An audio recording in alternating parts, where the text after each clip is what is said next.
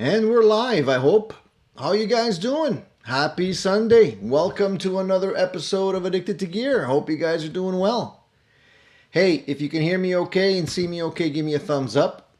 Modified a few things here with my setup, so I just want to make sure it's all good and there's no issues, all right? So please give me a thumbs up. We're going to start the show right after that. How you guys doing? I hope you guys are ready for another Gearhead edition of Addicted to Gear. I'm always looking forward to Sundays. I hope you guys are too. And today we're going to have more gear talk. Thank you, Mark. Thank you. Mark has my back. I noticed that you guys had a couple of questions already in the chat, couple of things, a little chit chat going on before the show started. I love to see that. I'm very happy to see that. You guys are raring to go. I hope you have your coffee, you have your weed, your guitar, hopefully, and we'll get the show started. Cheers to you guys. It's getting harder. It's getting harder to get up in the morning. Winter, man. Oh, can't stand it. It's terrible. Yeah. So Rico, Candy Apple Red Day. This is what I'm playing today. This is my beautiful. I think it's beautiful. Road worn Players Telecaster, and this is Candy Apple Red. I think I showed this before. I'm pretty sure I did. This guitar was modified. Originally, it came with a Seymour Duncan 15. I think it was a 59 in the neck, a humbucker, which I took out and replaced with these pickups. And for the life of me, I don't remember which pickups these are. But they're great. They're my favorite pickups. I'm gonna have to open them up and take another look when I change the strings. I can't remember what the hell I put in there, but I love this guitar. I'm playing it through my new X multi-effects unit, the MG30, that I've been enjoying quite a bit. So I'm just, I have a patch in here. It's called Stones. It's a little bit rough, a little bit raunchy, you know. I don't know if you can hear the slapback. I was trying to get a sound for something like, you know? You know, that kind of thing. So he does have a definite tone to his sound and a little bit of a slapback delay and everything. I think I'm getting it pretty close. I realize that you can use this sound for pretty much, well, for a lot of different things. I mean, you could do, what is that?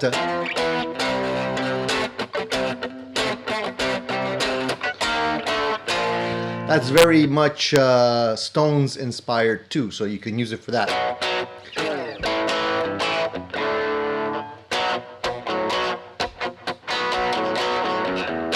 I love that slapback. It's a really fast slapback delay, you know. I hope you guys are doing good, doing well, proper English. I gotta mind my my language here. So welcome to another edition of the one and only Addicted to Gear, show number 137. We're here every Sunday, 10 o'clock Eastern Standard Time, if not every single Sunday, most of the Sundays. I haven't missed one in a while, and I hope that I won't miss one coming up. So if you guys are into this kind of thing and you like to hang around with a bunch of gearheads like me that love guitars, amps, pedals, multi-effects, you know, everything, little devices that pop up from now and then, this is the show for you. So definitely tune in because you don't want to miss all the good stuff. Now, I don't just do the live chats on Sunday. I also throw in a couple of gear reviews and stuff like that whenever I have a moment. I did a gear review recently of the Epiphone 335. And I've been working on another guitar review for you guys as well. It's a surprise. I don't want to spoil it, but it's almost done. I just have to record a little playing sample and then I'll put it up and it'll be probably this week. There's a lot of great stuff coming in terms of gear. stuff that's been on the waiting list for such a long time. So I'm going to get to that stuff for you guys as well. But first, I want to say hi to the guys that have woke up really early on a Sunday morning to be here and join everyone.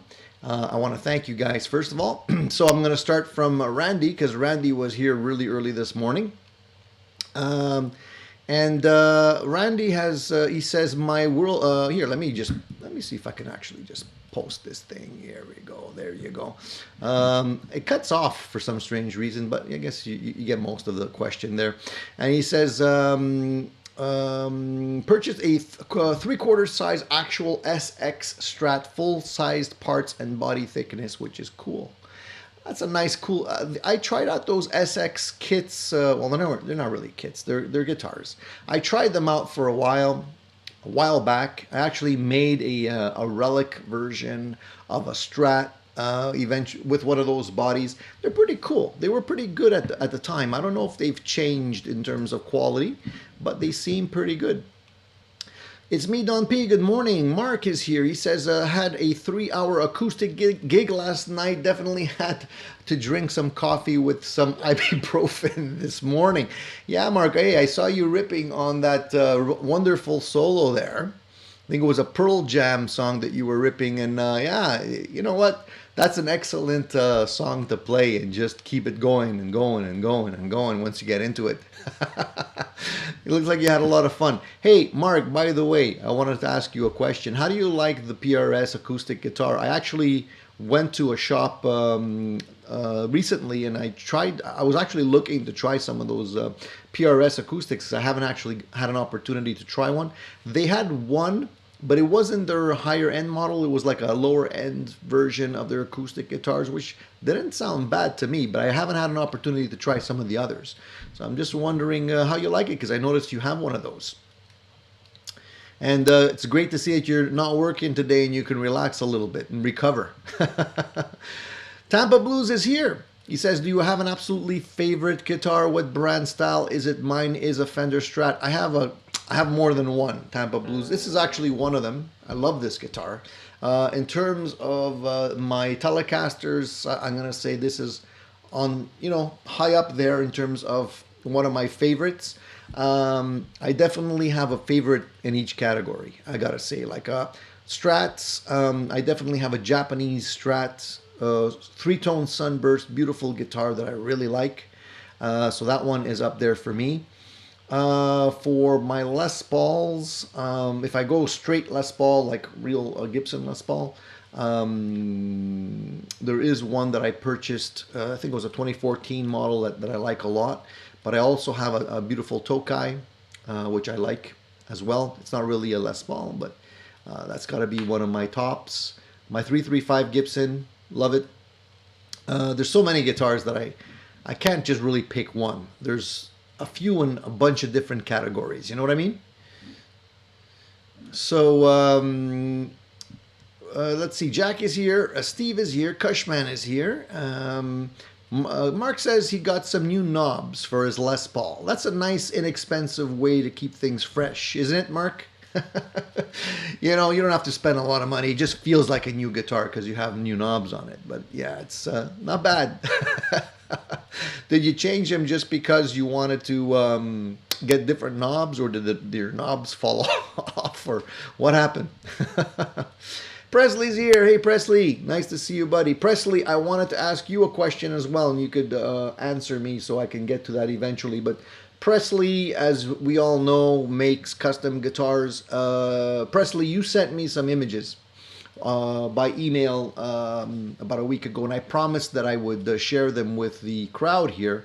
But I need to have your consent for me to be able to do that. So if you're okay with me sharing those images later on, let me know, and I'll be happy to show the team here what you've been working on, all the great projects that you have going on. Tampa Blues, he's splitting his attention between the Bucks game in Munich. That's okay, no problem. Just come back once in a while. So John D, Wayne, Gene, I'm going to go through the list rather quickly here. Paul, Paul says the usual troublemakers are here and ready to go. Nice to see that. Eddie's here. Fat Philosopher, good morning. Dan, Rico, Steve. Um, there he is, and the alerts went out too. Steve, I sent out those alerts yesterday. So I guess that's the key, is to send them out the day before. Maybe if you send them out the day of, it's not enough time for YouTube, with their multi-gazillion dollar systems to actually send out those alerts on time. I don't know. But anyways, Gary, good morning from South Carolina. Fat said he just watched the Weird Al movie. Why? Okay, I don't even know which one that is, Fat Philosopher, but let us know if it was worthwhile.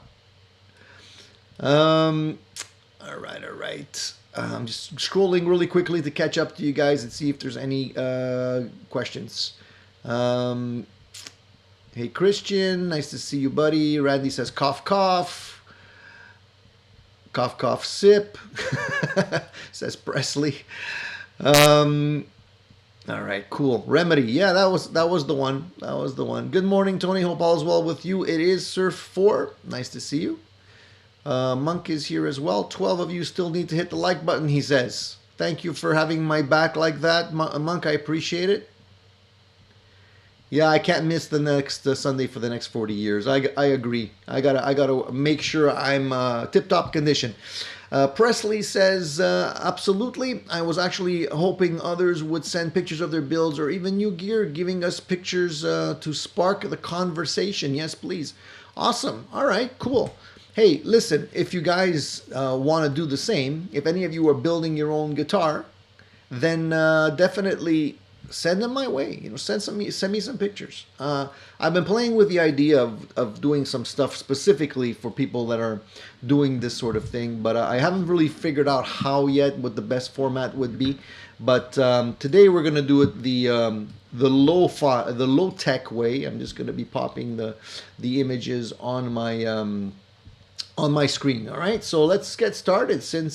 And hey, Presley, if there's any questions, let me know. I mean, answer the questions. If there's anybody has questions regarding the builds, just ask away. All right, we have Presley here. I'm sure he's more than happy to answer some of those questions for you guys. I hope. Okay, so let's get started with that. Let's start off with the first image here. I feel like I'm excited.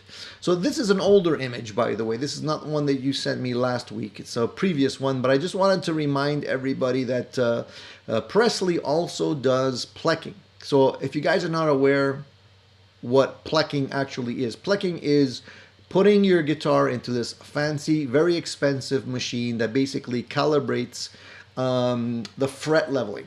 It actually measures the frets and is able to detect how much leveling is necessary.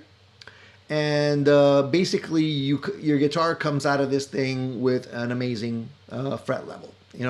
It's maybe not inexpensive, but it's definitely worthwhile. If you guys don't have any guitars that have been plecked, you should definitely try it at least once in your lifetime. You can actually even, if I'm not mistaken, and correct me on this, Presley, but you can actually just send Presley the neck if you wish. He'll put it on another guitar and he'll do the plecking process for you and send you back an amazing neck.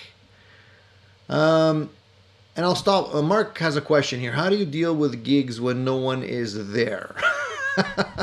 When no one is there. We had a stinker last night where by the last set we were playing for the staff. Such a bummer. Mark, I know, it sucks. What are you going to do? There's really nothing to do except have fun. I think when you're in a situation like that, you just have to make the best of it. And it's a good opportunity to practice your chops, get the sound right, take a little bit more time, maybe analyze your playing and whatnot. And just maybe take stock of the presentation of your performance. And I'm not saying it's because of your performance that you didn't get people there. It's just one of those things. Maybe there was another game on or something like that. Bad timing or whatever. But I wouldn't sweat it, man. I would just make the most of it and chalk it up to experience. At the end of the day, you still had fun, I'm sure. And that's at the end of the day. That's the best part of it. You have to be able to play and practice and get better and all that kind of stuff. So hey, it's all good. I don't think it's a negative thing. You know what I mean? Make the best of it. All right, so here's another image of a partially built guitar. I think it's missing the knobs here. Interesting guitar because it is a Telecaster, but it has humbucker pickups, but with a Telecaster bridge, kind of a hybrid bridge. Really cool. I'm not sure which pickups these are, Seth. Maybe you could answer the question here and let us know what pickups are in this guitar. My eyesight is terrible, but I don't want to guess. So maybe you could answer that one. We'll go to the next one here. Let me just go to. We have a bunch of images here.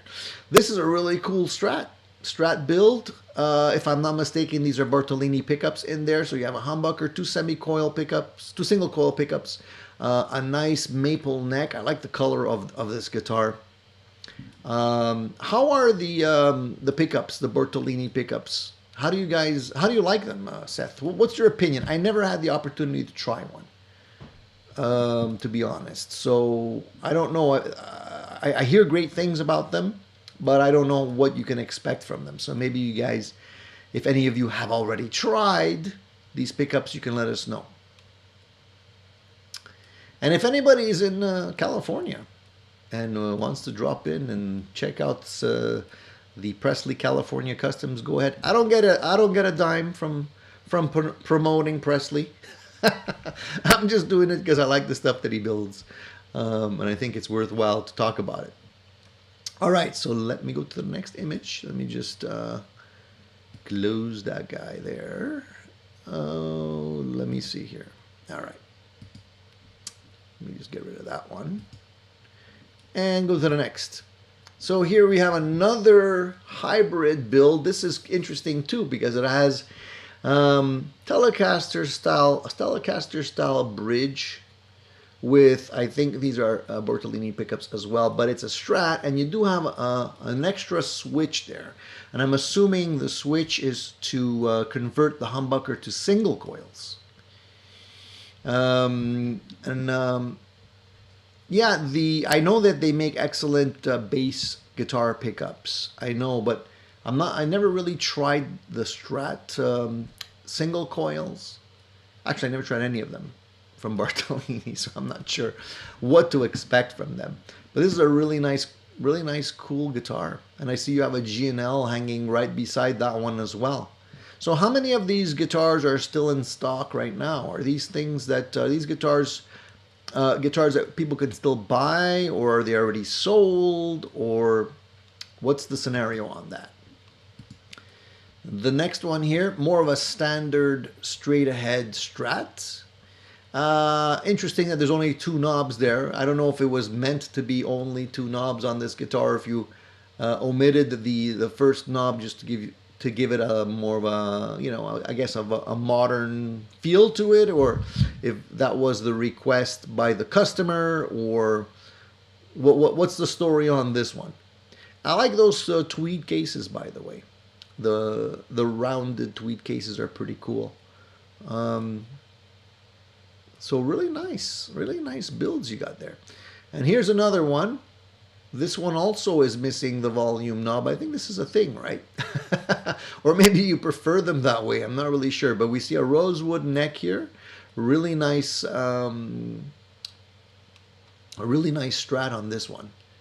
And again, those look like they could be active pickups. I'm not really sure. Really cool, really cool. Let's see, is there any more? I hope there are, because I'm getting into this. So here you see a family shot. You see different guitars at different levels of completion. You have a Strat there on the upper rack towards the left that doesn't seem to have any pickups or pick guard on it yet. So I guess that was a project that you started and are still working on. Cool, very nice. And here we have the various projects that are being that are on the waiting list, I guess, here. The upcoming builds, really nice. I see another Telecaster there and some really cool bodies as well. Really nice.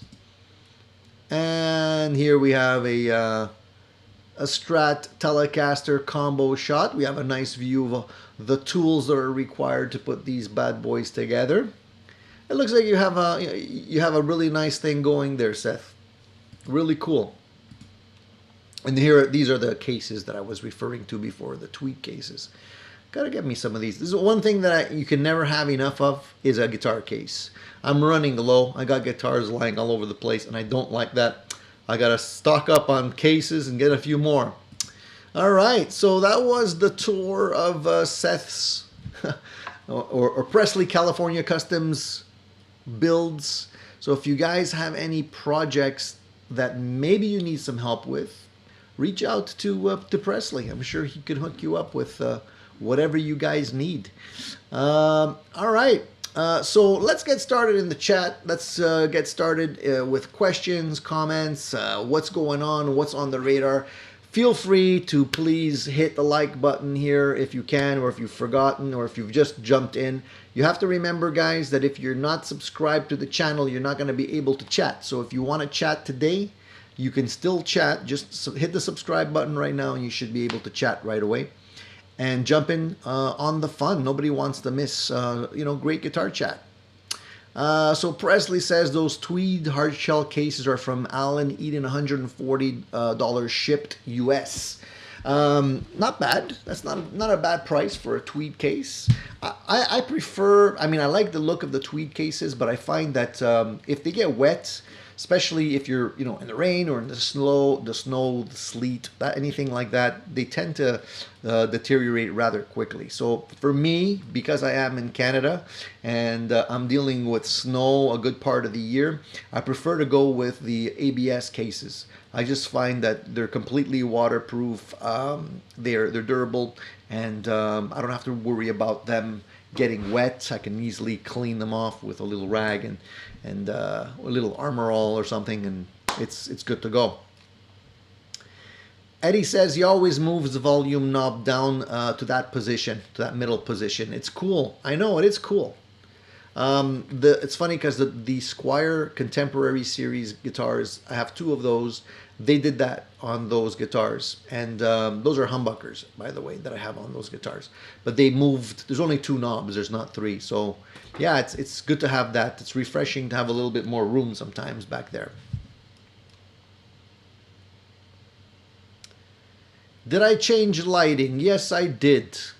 I did change lighting, and I look a little green. I know. And I didn't even party last night.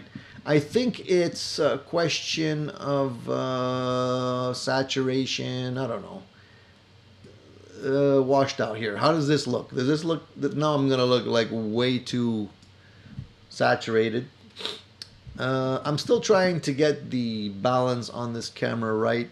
I don't know. And work with the temperature on this thing. I can't really. I don't want to mess around with it too much. Let me know if you see any difference there. I don't know.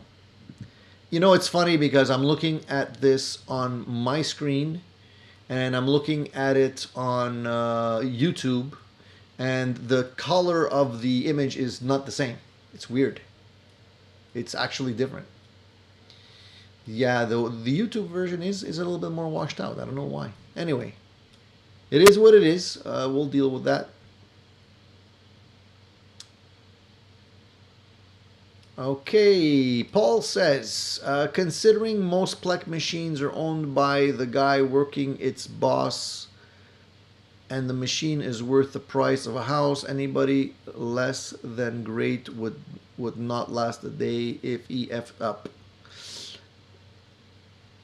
Yeah, I mean, you don't want to break one of those machines or mess up a guitar. I don't know how much of a safety factor is actually built into those machines.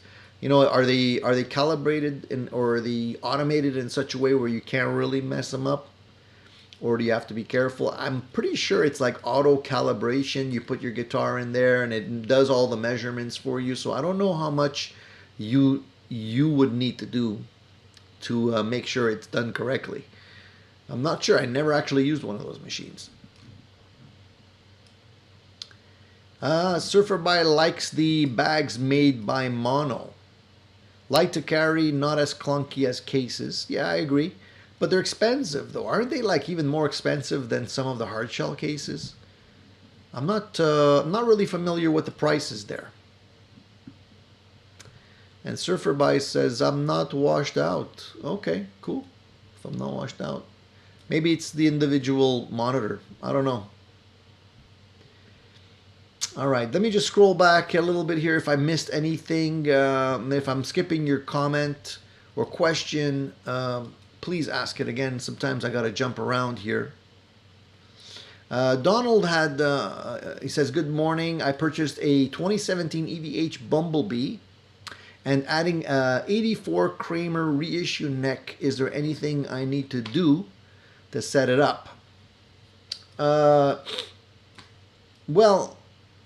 what do you need to do to set it up? Beyond putting in the neck, making sure the neck is correctly installed at the right angle. Presley says coil tap, but I don't think he was answering your question. I don't think there's anything you really need to do. I would just say rock the thing, man. You know, just play the heck out of it. It's really after you play the guitar for a little while that you'll understand what it needs. You know, if you're bonding with, for example, you know, the volume knobs, you know, the swell on the volume knob or the tone, you know, if you like it, if you like the feel, if you like the sound. Some guitars that I have are a little bit abrupt when it comes to volume. You know, you can modify things by changing capacitors.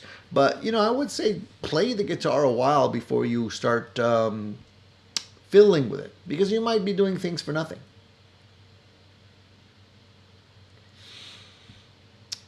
Thanks, man. Thanks, Presley. Hey, I appreciate you too, buddy. I mean, you guys provide really great content in terms of knowledge and answers to questions and all that kind of stuff. And it's really the type of people we want to have gravitate to the channel, because we want to have, you know, experts share information. We don't want to, you know, distribute misinformation if we can help it. We'd rather have people that know what they're talking about joining us here so that we can share good quality information. So I appreciate you too, buddy. Mark wants to know what's on my Christmas list this year. Of course, you know, for me, it's the Hendrix 20. I also want maybe try a few custom shop Les Pauls. So Mark, you said you were going to probably get an opportunity to try the Hendrix 20. Did you? Did you try one yet?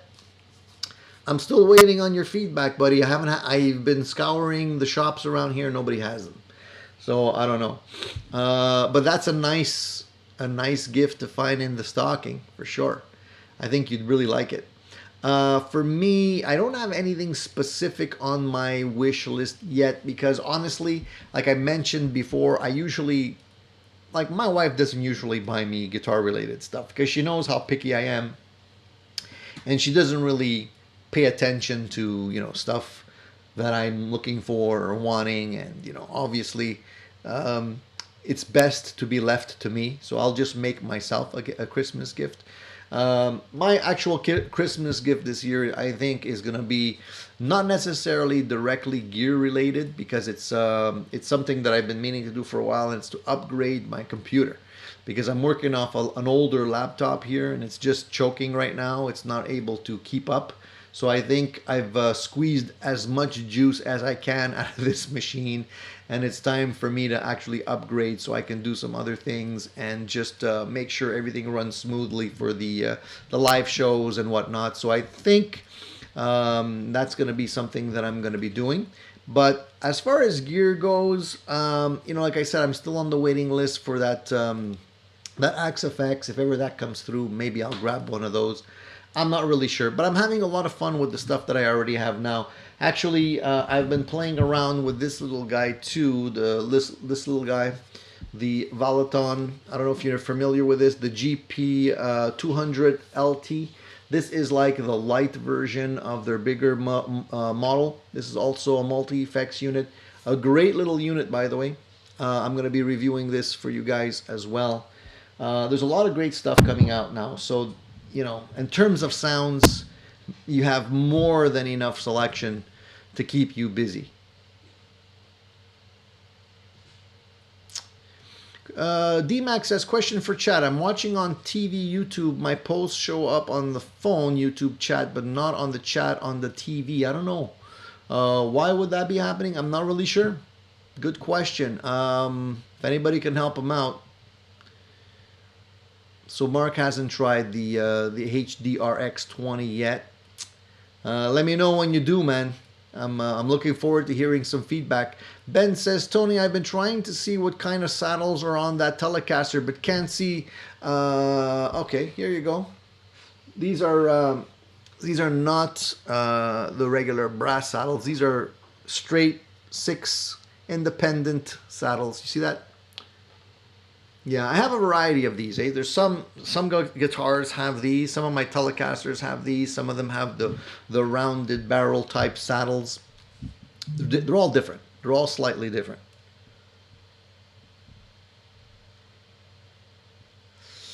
All right. By the way, if I'm wearing my Addicted to Gear shirt, if any of you want to support the channel, you can always grab one of those shirts in the chat. Well, actually, it's not in the chat. It's below the video usually. There's a link.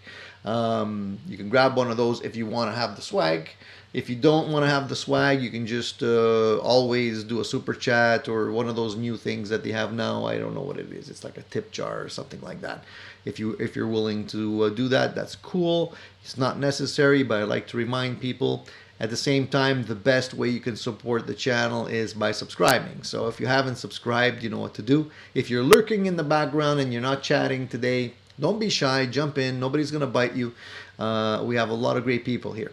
So Surferby said he had a conversation with someone about the stainless steel frets. My friend doesn't like them. Changes the tone. I have one guitar with stainless steel frets. I think there is a slight difference in tone.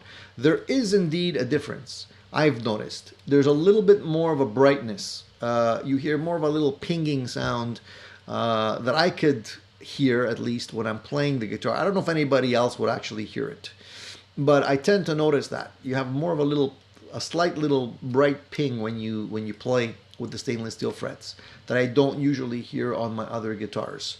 So I don't know if it's just me, but that's what I've noticed. D-Max says, of course now it shows up. It's like going to the doctor. Anyways, don't worry. Tony, gotta upgrade your PC to play Modern Warfare 2. Yeah, my son's on that. My son's constantly upgrading his machine. You should see his machine.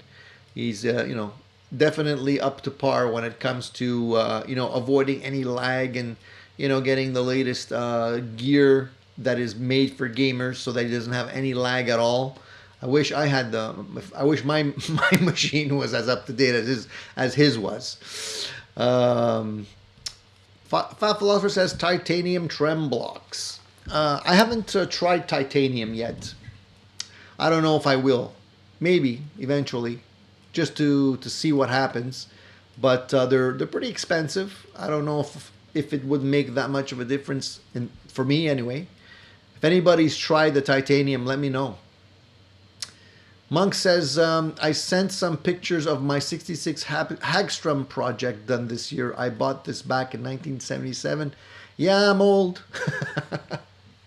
Hagstroms are really cool guitars, by the way, and I'm glad you're still enjoying that guitar. So, have you guys checked out... I just wanted to bring somebody to your attention in case you don't know this guy. I'm constantly watching his channel.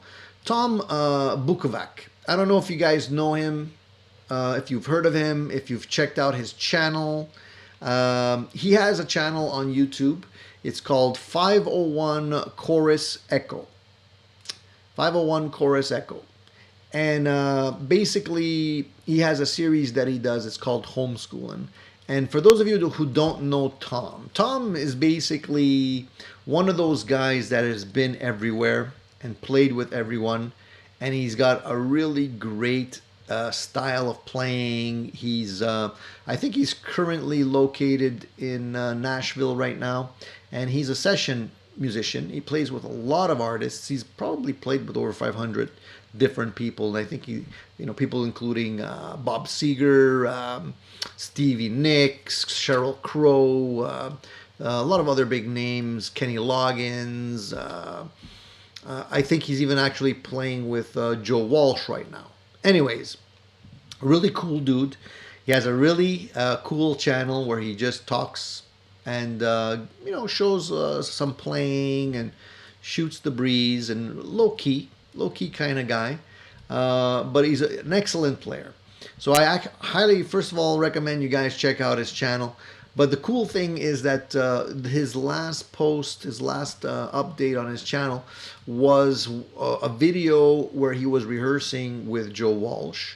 And he ended up putting up some video clips of what Joe was playing through. And I'm a geek for that kind of stuff. I love watching any type of videos where they're actually showing what kind of gear the pros are using, just out of curiosity. Sometimes I like to see how elaborate their setup is or how simple it is. And in some cases, you have one end of the spectrum to the other end. And I checked out his stuff here, and I was surprised to see that it's not that elaborate.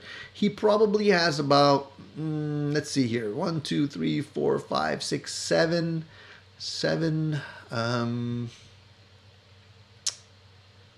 pedals, maybe a few more. Yeah, 1, 2, 3, 4, 5, 6, 7, 8, 9. He has about 9 pedals on his board, as far as I can tell here. And a lot of them are pretty straightforward things, like a standard volume pedal. He's got an Echoplex. He's got a Boss Digital delay, an overdrive pedal, a harmonist pedal, all from Boss. Doesn't have anything too crazy on his board, like very extreme, vintage boutique stuff.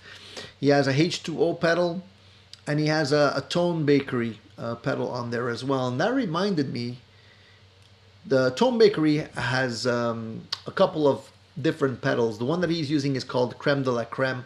I used to have a Creme Brulee, which is kind of along the lines of a clone type of thing. Now, I wouldn't necessarily say it's a clone per se, but it's along those lines. And it's interesting to see that he's using that pedal. That pedal didn't really get that much hype, and it's been out for quite a while. And he's using that pedal instead of something a little bit more recent or expensive. So it's interesting. But if you watch that particular one, that particular video, you'll see a really cool guitar that Joe Walsh's Guitar Tech is showing. And it's a prototype guitar where it's got like a little circle built into the middle of it with 4 pickups that you can turn, and you can have like a Telecaster set, a humbucker set, a Strat set, or whatever. You can pop these in and out of your guitar. And while you're playing the guitar, you can just turn like the pick guard. And you can have different combinations of humbuckers or single coils or whatever you want. I thought that was really, really cool. And apparently it's a prototype. I think it's not even on the market yet, according to what he's saying in the video. But check it out and tell me what you think. I'm mentioning it because last time we spoke, I was talking about wouldn't it be cool if there was a way to easily swap pickups in a guitar, for those of you who like trying out different pickup combinations and whatnot. But there you go. Somebody's working on it. Tom is an amazing guy. I love his stuff. I love his playing. He doesn't overplay anything. His feel, his touch, his phrasing is really great. No wonder he's playing on so many albums. So I just wanted to give a shout out to Tom, in case you guys don't know about him yet. All right. Keith says just bought Kramer Night Swan. So fun out of the box. First Floyd, so far so good. Have only volume knob. Does open up your options. to think about tone in a good way. So, Keith, congratulations on the guitar. Your first Floyd Rose. All right, so that's going to be an adventure. Floyds are great. I'm not saying they're bad in any way, but they definitely have a learning curve to them. And basically, you want to make sure that when you're playing with one of these things, you understand, the limitations and how to properly set them up. Because if they're not properly set up, especially once you do a string change, it's a world of pain. But if you have them set up properly, you're going to enjoy the heck out of these things, all right? So enjoy, my friend. I think you're going to like it. Thank you for the super chat, Keith. I appreciate that, man. Keith says, thanks for keeping me up to date with what's going on. My pleasure, Keith. That's what I'm here for, dude. I like to share and spread the word. So I appreciate that. Team Pierce indicated yesterday in his live stream that the typical session and touring player is usually set up with 3 different boards in the studio: largest, the home board, medium, and touring. I would completely agree with that. By the way, just jumping on what I was saying about Tom, he has another video where he's going through his stuff. The stuff that he usually plays through, and really great. I love that kind of stuff, and you can watch that too. Just go through his stuff. You're gonna love it.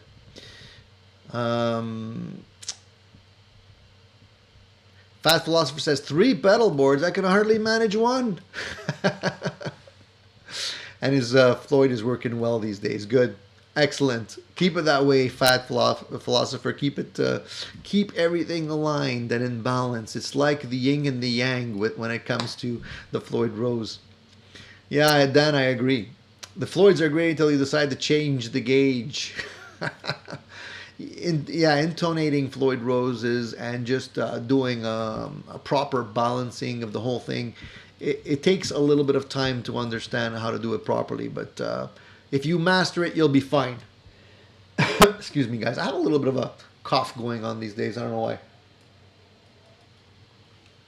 Too much talking. Too much yapping. Several manufacturers make switchable pickup guitar models, though none are. They aren't cheap. Yeah, I don't think there's any cheap options. If there was, I'd probably grab one. I would. I'd love to try check those out if possible, but I haven't seen any worthwhile ones. I put a Seymour Duncan Liberator in a Strat build a few years ago for changing pickups. No soldering involved, but I think it's still a pain to change pickups. The only system that I found that is interesting to me is the stuff from Guitar Fetish, because they do have pickups that have a little connector on them so that when you want to swap them out, you don't have to resolder everything. It's just a little, they're almost like earphone plugs that you plug into the bottom of the pickup, which is cool. It's a cool idea, but the problem is they're the only ones who support this thing. So, unless something like that is supported by the industry as a general option, you're going to invest in something that is a little bit limited unless you just want to buy Guitar Fetish pickups, which is what they're hoping you're going to do. And Rico says, Tony saw John 5 doing some crew rehearsing. He put a Floyd on his signature gold top Telecaster and it looked cool. Yeah, man. Yeah, I told you it was going to happen. I didn't lie. Some of you said it wasn't going to happen, but it's happening. But it would be. It's cool to see a Floyd on a gold top Telecaster. Interesting. Gonna check that one out.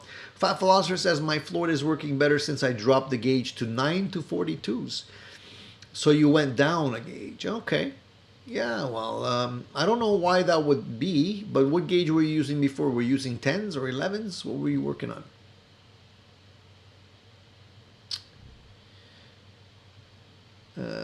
Oh yeah, Surfer By, thank you for reminding me. Did you get a keyboard player? Actually, we did.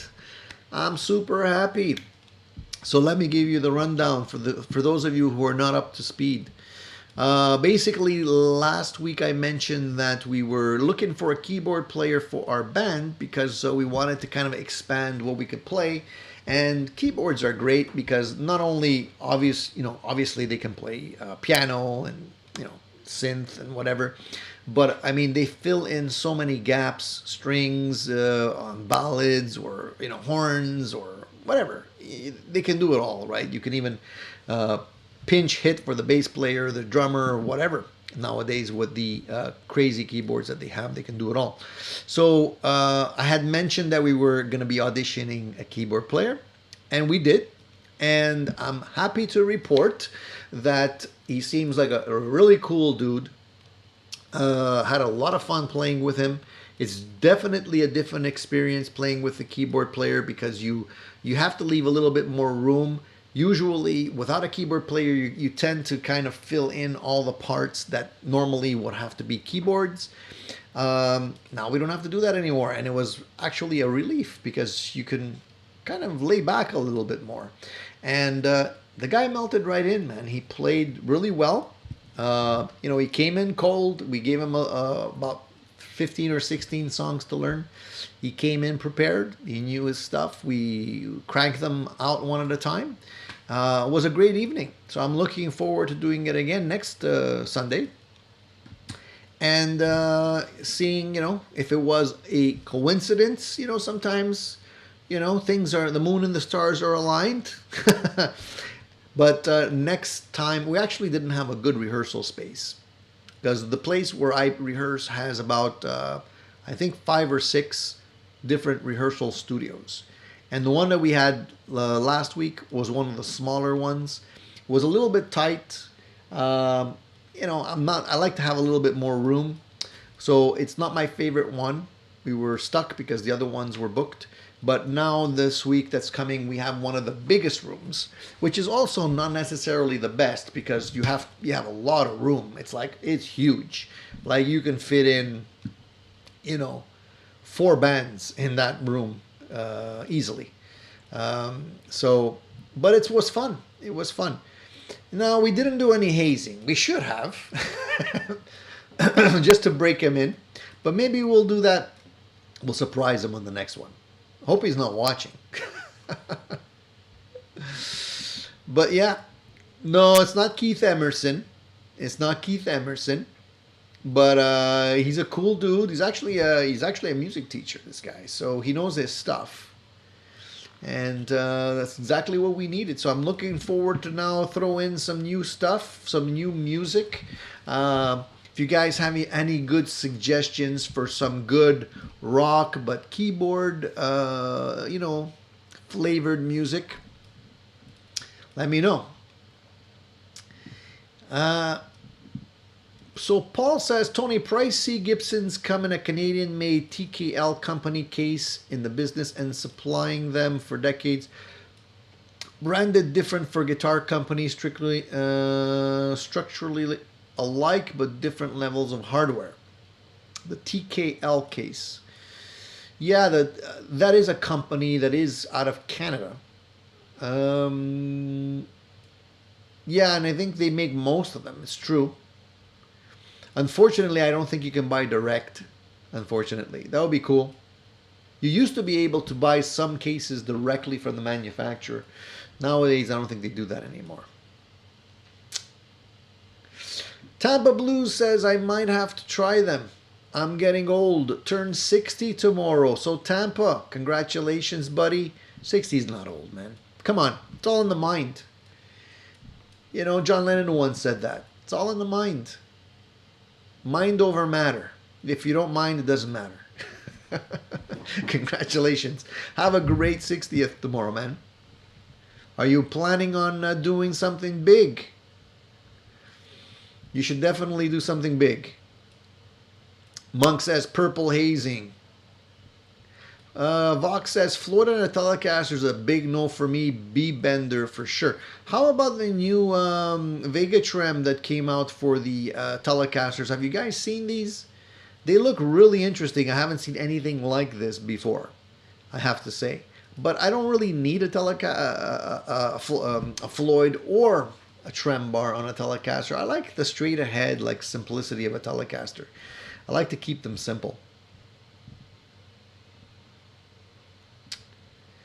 Surfer By says, around my way in Boston, rehearsal spaces are becoming scarce, turning them into high-rise condos. Yeah, man.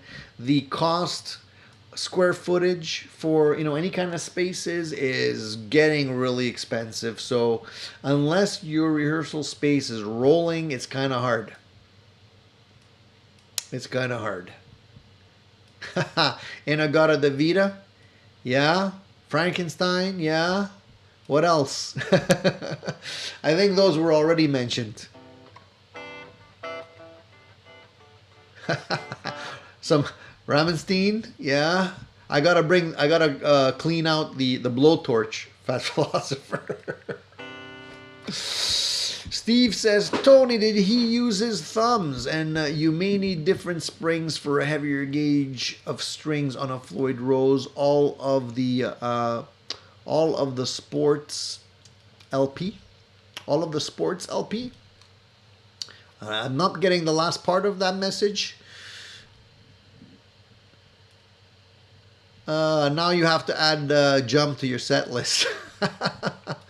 Yeah. We have to be a little bit careful with songs we choose because we don't want to be tacky about it. But I'm sure that, I don't mind having like that Hammond organ sound or the Rhodes piano sound. There's a lot of songs that have that nice, really nice backing sound, which I find doesn't like interfere with the music as much. But we'll have to find a delicate balance, all right? Well, I'll let you know how it goes moving forward. Guys, there's 52 of you here watching. There's only 37. Thumbs up. What am I doing wrong? What do I need to do? Was it something I said?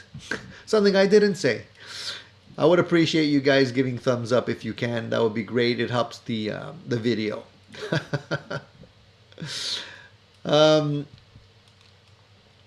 Mark says, do any color you like by Pink Floyd. Let the new keyboard go nuts with the synth. I might make that suggestion. Why not? I would love to introduce some Pink Floyd. Some people just don't like it. They find it's a little bit too boring. If you're not a guitar player, you don't like listening to guitarists wanking around with the solos all night long, you might not really like it, but there's some nice songs. I like Young Lust. I think Young Lust is one of those songs from Pink Floyd that doesn't put you to sleep. It's a little bit more upbeat, and there's keyboards in that too. Eddie says, years ago we used to rehearse in a church basement.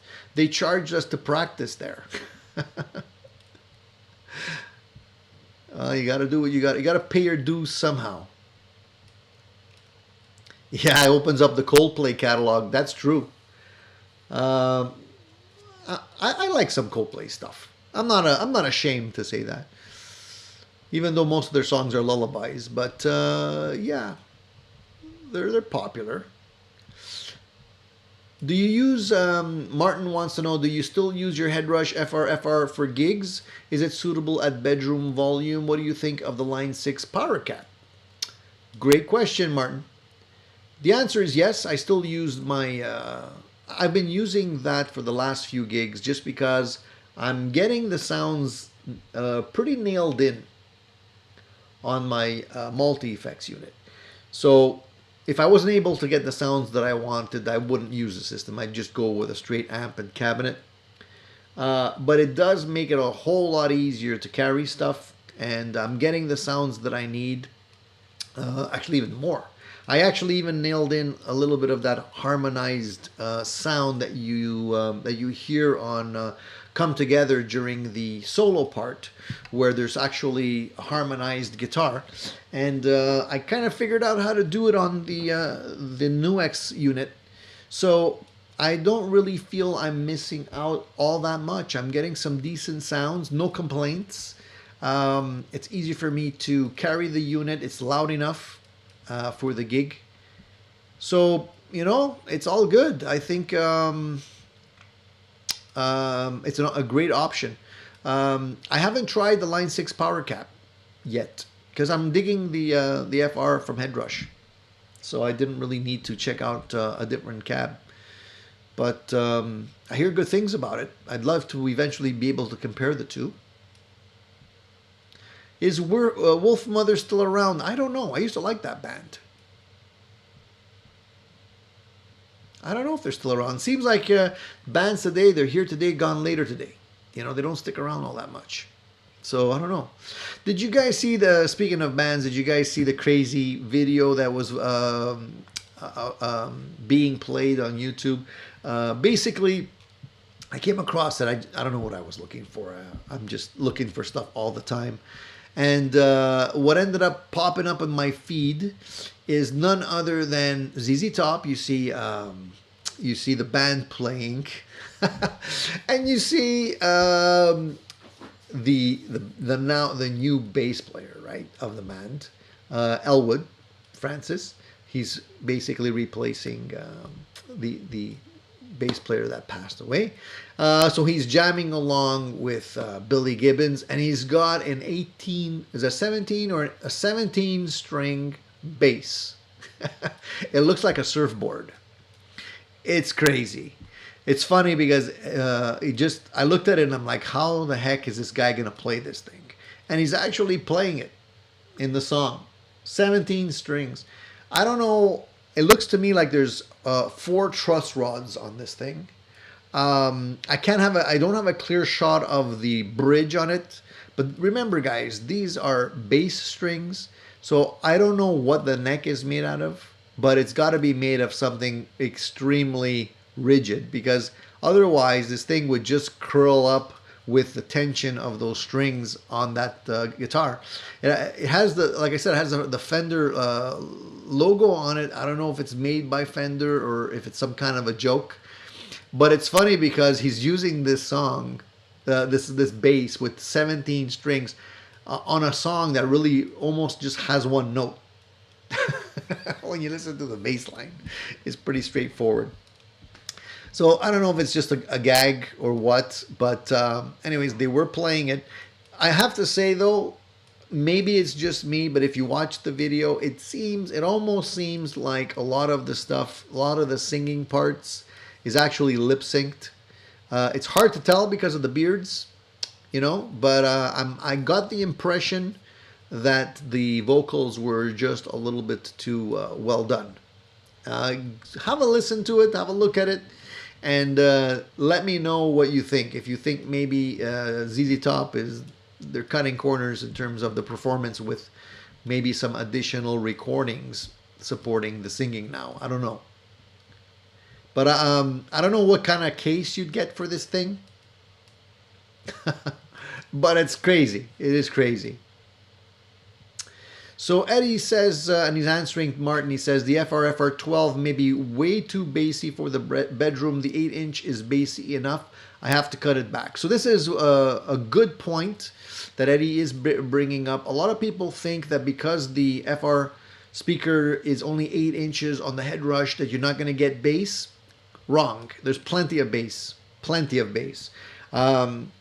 Generally, what I do when I play the unit in a live scenario, I usually cut the bass because you want to be in the mids. You don't want to get things too muddy in a live situation. And that's the great thing about this thing. Because you have a full frequency spectrum to play with, a lot of the multi-effects units will allow you to play around with your global EQs so that you can actually cut the bass and focus the sound more on the mids like a guitar cabinet would. So if you do that, you're not going to have any issues, and it's not going to sound odd, because otherwise when you hit those bass notes, it could overpower and give you way more bass than what you normally would need. So that's the tip of the day for that kind of thing.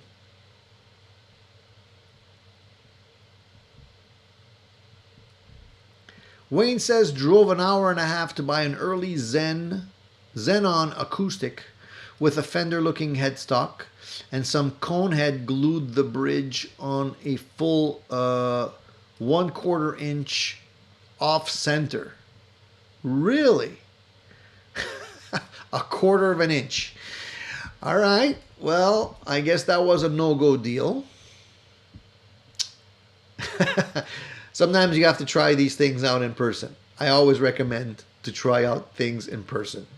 I guess this was not something you can see from pictures, right? I usually try and ask anybody that I'm doing a deal with, I usually try and ask them for very detailed pictures. I try and scrutinize the pictures before, having to move and go somewhere really far to check out the guitars. Usually you can catch most obvious things, but you still have to try them out to see if the headstock, the truss rod works, and if there's any buzzing and all that kind of stuff. So yeah, it's tricky, but it's a pain after you drove so much distance to check it out, and then it's a dud. Fat Philosopher says ZZ Top should just retire and let younger bands do the work. In a way I agree with you, Fat Philosopher. It's just I would hate to see them go. I love Billy Gibbons. Maybe, I don't know. Yeah, it's kind of like, is it still ZZ Top? I mean, 2 out of 3. I guess it still kind of is, but I don't know. I'm up in the air of my decision on that. Mark says Greg Koch has said that he did a show with ZZ Top, and they definitely play with. So, okay, let me try reading that again. Greg Koch has said that he did a show with ZZ Top, and they definitely play with tracks. Well, they have to play with some tracks because some of the stuff that they do has a lot of sound effects, a lot of keyboards, all the sounds that they have in there, and some of the sound effects and whatnot. But I wasn't sure about the vocals, but now I got my doubts.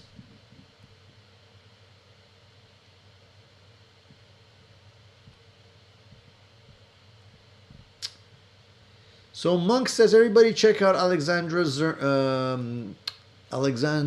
Zerner's new album coming out next week. She used keyboards to play the percussions on her first 2 albums. I'm not sure if she's still if she will have a guest musician on this one. Interesting. Okay. Noted.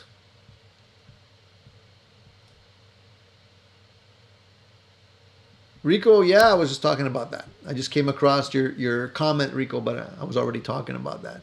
So we're on the same wavelength, you and I.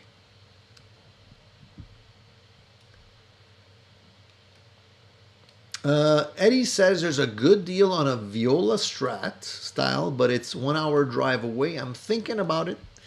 Those violas seem to have generated a lot of interest. How good is the deal, Eddie? If the deal is too good to turn down, definitely you might want to take the opportunity to go check it out.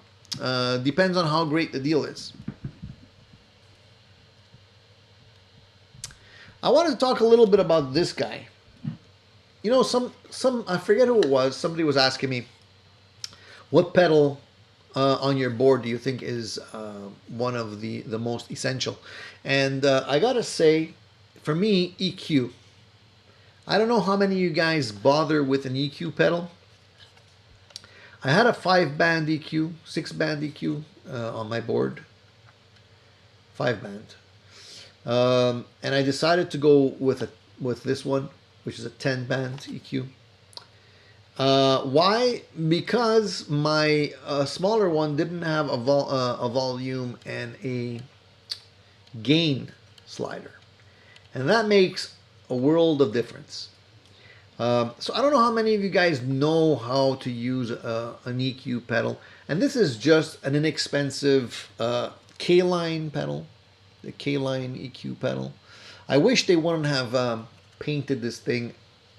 So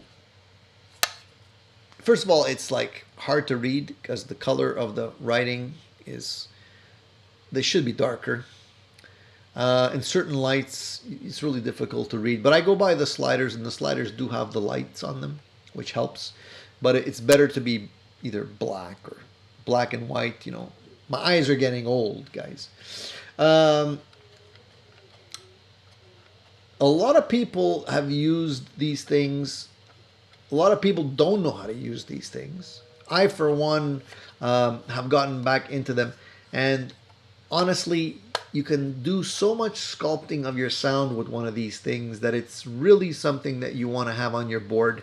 If you're ever struggling with your sound, you can get everything with this. So I don't see why everyone wouldn't have one of these on their boards.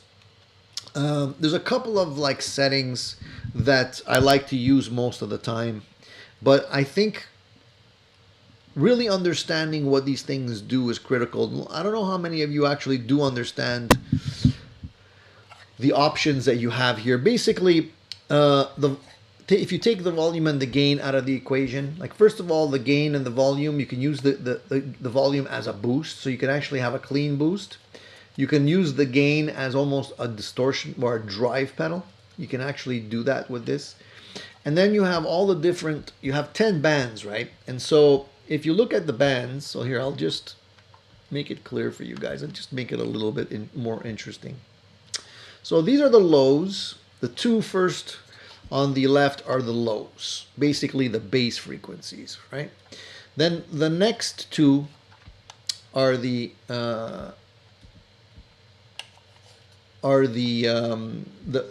low mids. Then you have the mids, the next two. Then you have actually the low mids, the ones right next to the two first sliders. Those two sliders, that's where the mud lives. So if you're playing in a live situation, that's where the mud happens. So these are the ones that are critical. Then you have the mids, and the mids are basically where the guitar frequencies live. Then you have the upper mids, and then you have the highs that basically add sparkle. So understanding all of this and being able to play around with this, you can use this thing as a boost. You can use this thing to scoop your sound. If you're playing metal, you can add the sparkle that you're missing in a certain scenario when you want to have a little bit more high-end air to your sound. As we mentioned before, if you're using an FR speaker, something like that, and you find there's too much low ends, you can definitely dial that out with this. So highly recommend one of these for anybody. If you don't already have an EQ pedal on the board, you know, you can start off with a 5-band and then move up from there. When in doubt, scoop the mids. You can scoop the mids. Or you can do some crazy effects. You can have like a lo-fi effect. You can have... You can also mimic... The cool thing with an EQ pedal is you can also mimic different kinds of pedals based on the pedals you already have. So if you have let's say you have a drive pedal, you can actually make it sound like a completely different drive pedal with this thing in front of it by just tweaking the frequencies. So I don't know if I'm putting you guys to sleep with all this stuff, but I just wanted to share it because I feel it's important, and a lot of people might not necessarily appreciate the EQ pedal.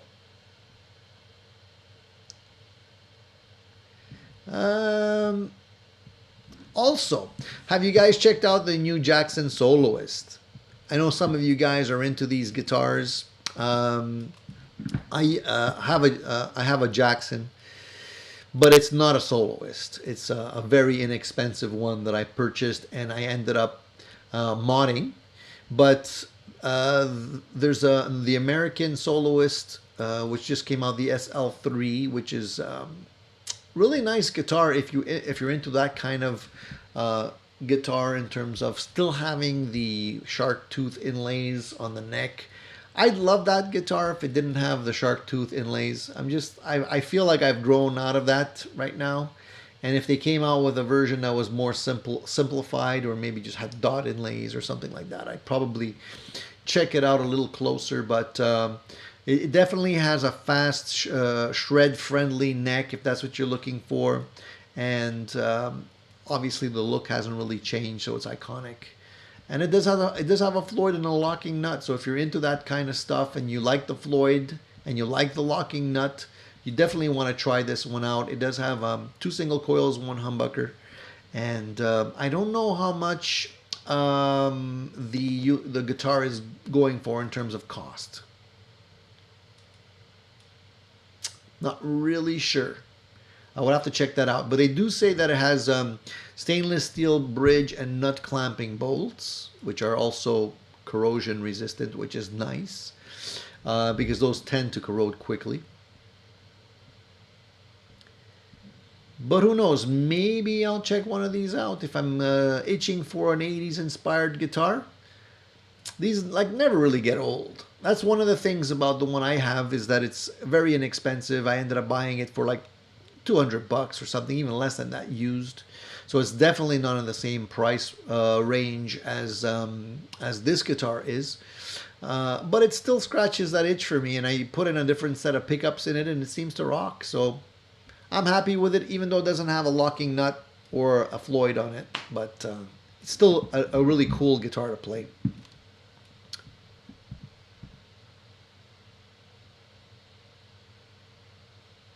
BC Rich says, so I'm not into that into Jackson's, but I really do think that somewhat pricey in what it is. So yeah, you know, look, BC Rich, I don't want to even talk about prices right now because I vented last week for quite a while regarding the prices going up on everything. I think across the board the prices are ridiculous. So I agree with you, buddy. I don't think, I mean, there's got to be a price adjustment or something. You know, so Dan says it's $2,500 without a German Floyd. That's a good point. $2,500, you know. So are they just cashing in on something that's generally thought of as being iconic, but maybe just grab an old one if you can find one.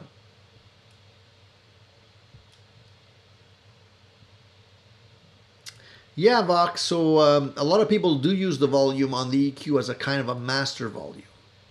The trick with an EQ pedal, guys, in my opinion, is you want to use the sliders. You want to set your volume, and you want to use the gain slider. Just bring it up, bring it up, bring it up, bring it up till you have just edge of breakup. And I think that's the sweet spot for this. Otherwise, you're just kind of boosting the volume. And then dial in all the frequencies, and you can get a lot of really usable sounds out of it. You can make a vintage amp sound like a modern amp. You can make a modern amp sound like a vintage amp.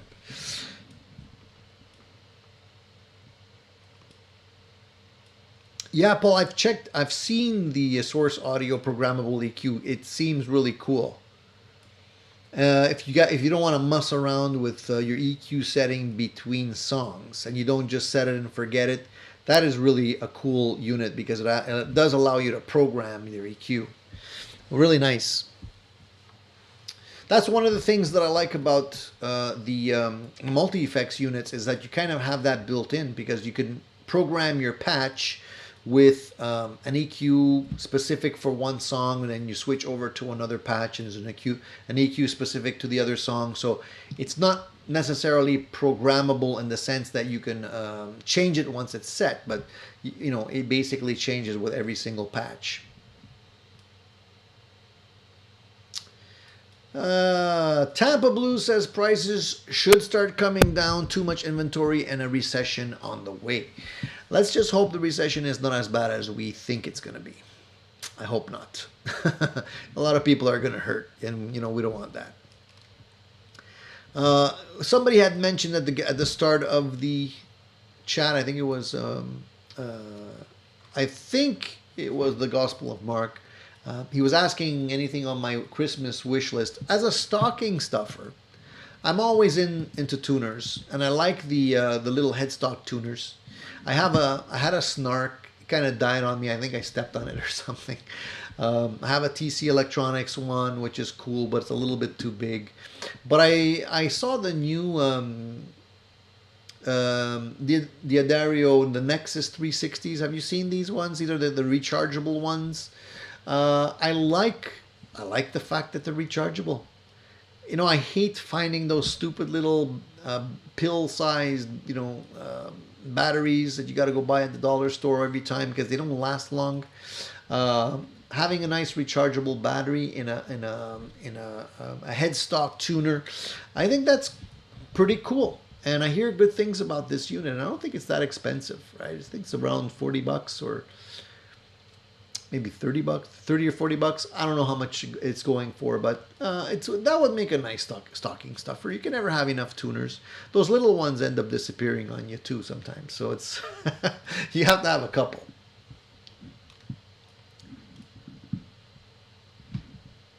One of the things I've been really enjoying right now is the small pocket in my jeans that I never used to use, and I always used to put my picks in my regular like front pocket, and they always used to fall out every time I would pull out my guitar. Every time I would pull out my phone, I would be shedding picks. Now I put them into the little pocket. Check this out. Now I always have them in there. My only problem is that I think my wife doesn't check the little pocket when she does the laundry. So I keep on. I just pulled out I think about 12 picks out of that pocket on this pair of pants. So I think there's going to be a lot more picks being pulled out of the dryer.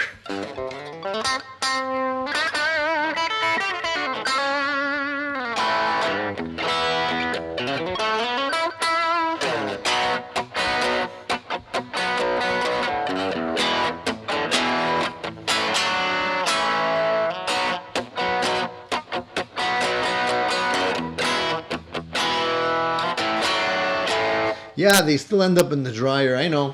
But my wife's pretty good. She just takes them out and puts them on top of the dryer. So every time I walk by, I just grab a bunch. DMAX says the best update to the Spark amp is the EQ pedal they added. Yeah, I think that's an awesome option. And I'm glad that they're still upgrading these things. That they haven't just let them go.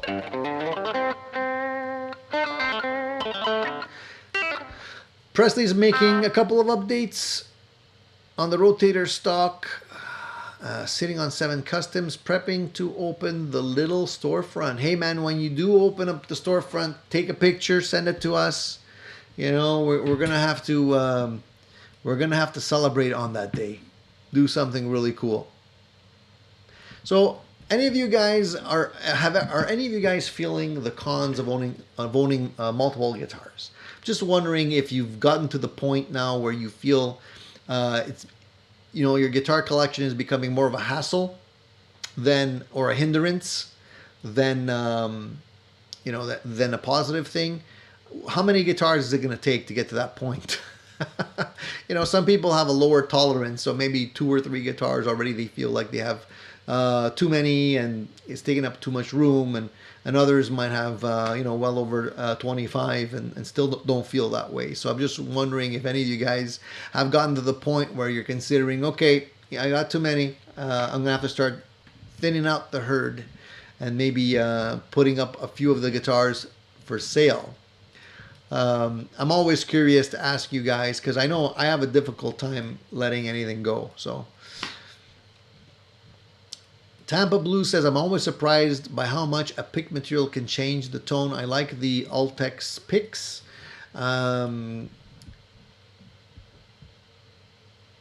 Yeah, especially on the acoustic guitars. And Reverend Tacos Entertainment Channel says, speaking of picks, are there specialty picks made for acoustic guitars, or all picks pretty much the same? I would not say that they're all the same. I don't know if they're being marketed as picks being made specifically for acoustic guitars, but if Martin makes picks, everyone sort of makes picks, Taylor makes picks. Are they specifically or only for acoustic guitars? Not really. You can use them for whatever you wish, but the acoustic guitar picks are usually a little bit more pliable, flexible. I like the V picks. I have this guy that I use is one of the V picks that I like a lot. I like it because it's got the same edge 3 times over, so no matter how you grab it, you're always grabbing it the right way. I have some wonderful picks that my sister was really nice and ended up sending me. These are timber tone picks that are made out of these are actually made of horns.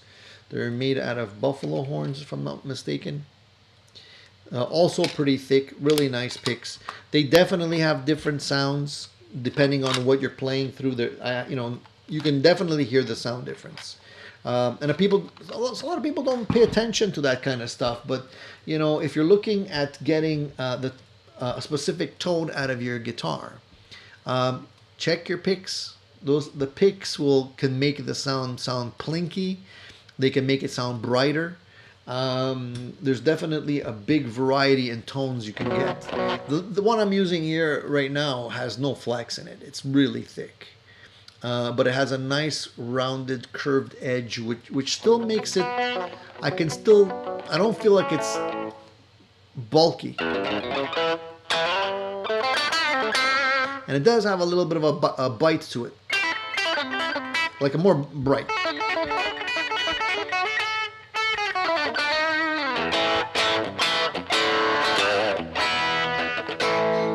So I don't know if you can hear it, but it definitely sounds different.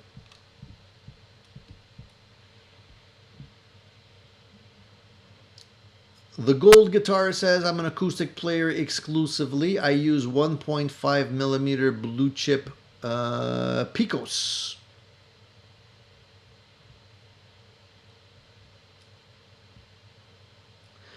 So Monk says, I have 5 guitars right now, need one with a tremolo, and want to buy a fan fretted guitar. Very cool. I've never really desired a fan fretted guitar because I think it would be too weird for me to get accustomed to. They are really wild, very interesting. I don't know how that would work out for me, but yeah, that's really cool. That's really cool.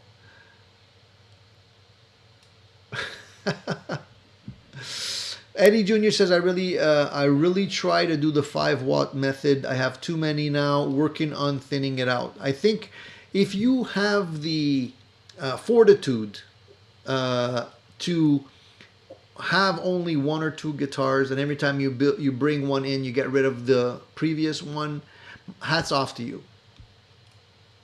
What ends up happening to me is that I bring one in. I like to bring one in and stay with the guitar for a little bit to evaluate it properly before I make a decision, with the intention of getting rid of something else.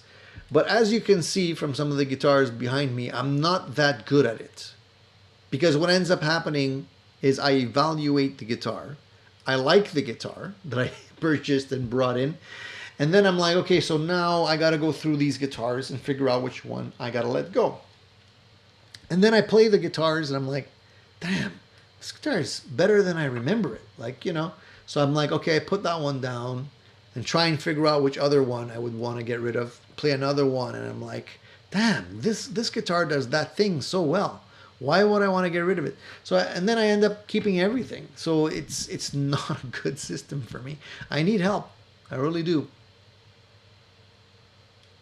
See, Mark used to have 20 to 25. Now he has 6 or 7. That's amazing, Mark. Really good. Keep it up. And it does free up a lot of cash, right? So you can actually buy that amplifier or buy, new knobs for your Gibson Les Paul or whatever it is that you want to get, right? You alleviate that cash that's tied up in your guitars. I don't know if you guys are like me, but that cash kind of goes into the slush fund for music gear. So yeah, I gotta start a support group.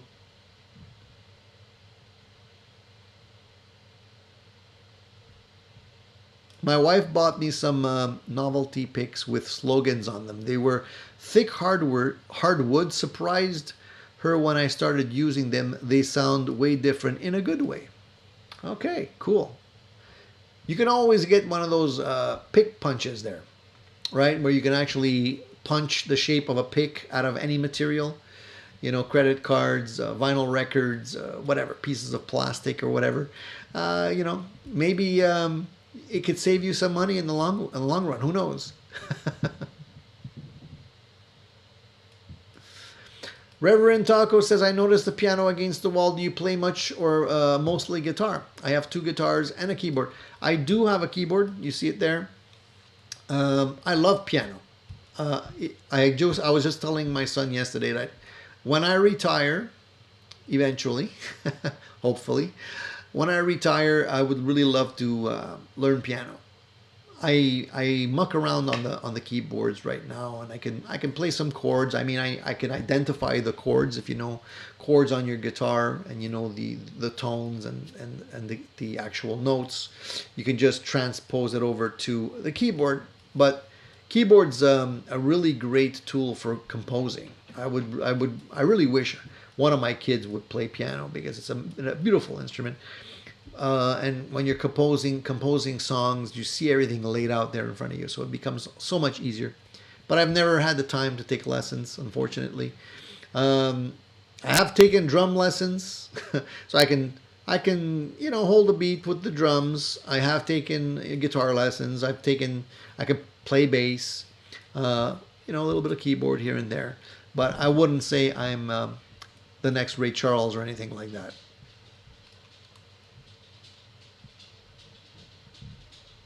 Frank says most of my friends have 20 plus. Crazy. Well, that's not that crazy. Has your tone changed after your wife roasted your pick in the dryer? You know what? That's a good point. Maybe we're on to something. You know how they have roasted necks on guitars? Roasted picks. That could be the next thing for the people who like to chase tone. Frank says he's down to 4. 4 is manageable. You throw in an acoustic guitar, an electric guitar, to maybe a bass. Very, very usable number. DMAX says, I'm like you, Tony. I've had a few I thought about selling or trading, but as soon as I pick them up to verify, I find that the special thing that made me buy it is in there in the first place. Exactly. Like you don't buy every guitar because it sounds like your other guitar, right? That's one of the main reasons why I have such a hard time getting rid of stuff, is because, my guitars are pretty much unique to each other. Even though I have a bunch of Telecasters, they all feel or play differently or sound different. So although, this for me right now is one I really love and I love to play, it doesn't mean like the other Telecasters that are behind me are shabby in any way, because they all have a really unique thing that they do so well. So it's hard to get rid of them. I know it sounds like an excuse, guys. My wife would do one of those things right now. She would go, mm-hmm. But it's true. Honest, it is. Surfer By says, Tony, don't wait to retire for piano. Now you have the keyboard music teacher in your band. Make time. You're right. Well, I might have to talk to him. See if he can teach me a couple of things. Why not? Dan Smith says, is answering Presley, saying, I have about 25, played maybe 4 on a regular basis. The rest have been compiled over 40 years, either bought or passed down. That's a nice collection. I was just telling my son yesterday also. I said, eventually these are all going to be yours, and he's like, yeah, right, Dad. He's like, you're going to be want to be like one of those Egyptian pharaohs, buried with all your guitars, with holding the guitars like this and having stacks of Marshall amplifiers in your sarcophagus or something like that. We were having a good laugh. I told him that wasn't going to be the case. Maybe just one, but the rest would be divided up.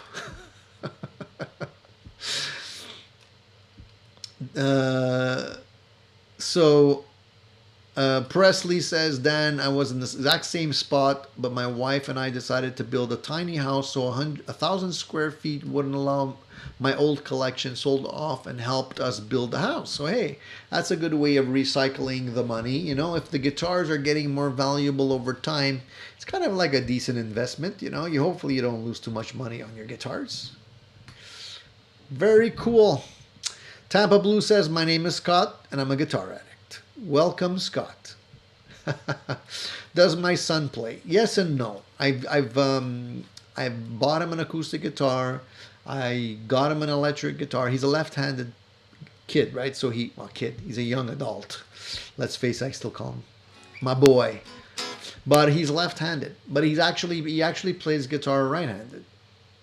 So he plays like me, which I find very awkward because he's actually a lefty. So I don't know if he's doing it because the guitars just happen to all be right-handed guitars, but he plays from now and then. But I wouldn't say he's got the bug. He doesn't. So if he plays, it's time to time, he'll strum a few chords, and that's about it. But you never know. Maybe eventually he'll pick one up. Fat Philosopher says, my dad passed on with 27 guitars. 14 of them were Telecasters. So Fat Philosopher, did any of them end up in your possession, or were they sold off? What happened to them? I would love to be able to, if my parents had instruments, I'd cherish them, but they weren't musicians.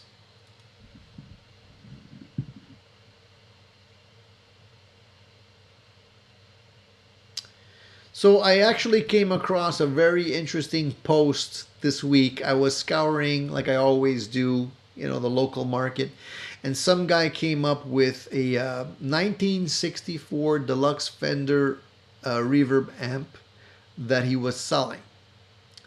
So this is a pre-CBS model reverb made in 1964. It says that the circuit is 100% original, nothing was modified, has the serial number, all the transformers are original, the reverb tank is working, Jensen speaker 1966. How much do you think, for those that are in the know here, how much do you think an amplifier like that should be or would be sold for? I'm just wondering if his price is in the ballpark or way out of whack today. Now, for me, when I hear a 1964 Fender Deluxe, I mean, it's a collectible item for sure. So you'll be paying premium for that. If he tells me that the circuit board is 100% original, that's a good thing. But if he tells me that all the transformers are originals too, it would probably mean they would all have to be replaced, because after so many years, they're gonna shift. The values are going to shift, and it probably doesn't sound good right now. But he's asking a certain amount for it. Let's play the prices right. I want you guys to give me a price that you think would be closest to the actual selling price that he's asking for, and we'll see who the grand prize winner of this contest will be. So go ahead, start bidding, and I'll tell you who the winner is.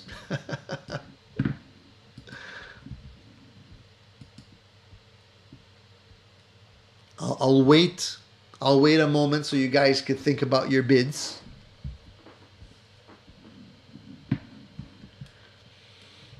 Okay, Handy Skill Mastery says $4,000. Okay, now wait a minute. One thing I forgot to mention, we're dealing in Canadian pricing. So I don't know if your bid there is US pricing. So try and bid in Canadian dollars. That's 30, basically it would be 30% more. Keep that in mind. So Eddie Jr. says 3,500. Okay. Frank says 3,500. Okay. Mark says, well, Presley says 4,005. Mark says 4,699. I like that strategy. 4,699, not 4,700. Surfer By says 7,005. Jack says I'm a bit of a cheapskate. I would have to say $2,000. Jack, you're not gonna get it for $2,000. Vox Guitars Rock says 2,900. All right. Hey Jamel, you're not late to the party. We're just bidding. Tell me how much you think a 1964, all original 1964 Fender Deluxe Reverb amp would sell for on the used market today. Give me your bid. We're playing like a quick version of The Price is Right. Wayne says 5,000. Gary says 550. Presley says 4,501. Okay, and Ben says 3,700. Fat Philosopher says 3,300. And we're talking Canadian, Jamal, just so you know. Presley says 6,501. Jamal, 8,999. That's a lot of money. Okay. Okay, I'll tell you what the actual selling price that is listed on the ad is. The gentleman is asking for, oh, there's still some bids coming in. Steve says $1. Somebody's been watching The Price is Right. They know the strategy. All right, the actual price, the actual retail price, or the actual selling price on this this amplifier that he's asking for is $6,500. 6,005. That is Canadian dollars. Canadian. So 6,005. So the closest bid, Presley was 6,501. So I think he's the winner. Does anybody else bid 6,005? No. So Presley, I think you're the winner, man. That was a good bid. That was a good bid. Actually, technically, if I'm not mistaken, if you were bidding on The Price is Right, you would actually be over, right? Because the one would mean you overbid. So you have to be closest without going over. But so you would probably be over. Gene wins. Yeah, but Gene... That's right. You went over. Yeah, that's right. That's what I remember from The Price is Right. You can't go over the bid. But you're close, though. So, yeah. So this guy's asking $6,500 Canadian. What do you think of that? Do you think it's worth what he's asking for? Would you pay that kind of money? I feel like it's very expensive. I wouldn't pay that money. But I'm also a cheapskate. Listen, I think you can maybe squeeze $5,000 out of that. But 6.5 is a little too much. Because look, you're going to need to do work on that amplifier. For sure, you know, the transformers are going to have to be replaced. Who knows? There might be other issues, you know. For sure, if it's a 1964 unit, it's not even going to be grounded. So there's going to have to be work done on it. But you know, if I was a collector, maybe I'd grab it, but not for $6,500. Tell me I'm wrong, guys. Tell me I'm wrong. Does it come with the spirit of Jimi Hendrix in it? I don't think so. Considering Jimmy didn't really play a Fender reverb, did he? Remember to get your guitars spayed or neutered. Yeah, that was a good show. I like the original one with Bob Barker. Bob was the best. And he was getting a little action on the side too from the models there. Barker's Beauties. Who knew? Slide Devil. Yeah, 4,500 and 5,000 max, I think. You know, but maybe he's fishing. He's checking. We'll see. I'm going to keep my eye on it, see what happens. Yeah, it probably only cost $250 in 1964. You're right about that. You think he'll take 4,005 Canadian? Make the offer. See what happens. Frank says, I'm so cheap, I'll find it on my Kemper. Yeah, I'm probably going to do the same, Frank. Anyways, it's interesting because there's periods in time where there's a lot of like classic vintage stuff that pop up on these sites, and it's weird because for a long time there's nothing, it's dead air, and then all of a sudden there's a whole bunch of vintage gear popping up. So I don't know what's going on. So one of the things that I'm still struggling with, we were talking about learning how to play piano and whatnot. I still got to learn how to play guitar properly, never mind piano. But one of the things that I'm struggling with is learning how to play or trying to play slide. Do any of you guys play slide guitar here? Because if you do, I need some tips. There's, I love the sound of slide guitar. When I listen to Derek Trucks play slide guitar, he makes it sound so easy. And if any of you have tried playing slide, it's not easy at all. So I don't know if you guys play slide or not, but there's some tricks to it. And if you don't have these tricks, you're not going to be able to do it. Like one of the things that I've learned over time is you don't want to be using a pick. First of all, you want to definitely be using your fingers because you have more control and you can actually use your palm to mute the other strings, and I think that definitely helps. But it is hard, man. It's so hard, and I don't want to like give it up. I want to try, and there's some songs that we play that definitely would require slide guitar. Right now I do it with my fingers. I kind of mimic slide, but I don't really do the slide thing. But it's really hard. It's so hard. It's one of the hardest things. But if you, apparently they say if you play with your fingers instead of using a pick, that helps. A thicker string gauge also helps because I guess it's harder to push down the strings when you're using the slide, so you're not like fretting the actual slide, and you're not going to hear, because you have to have a delicate touch.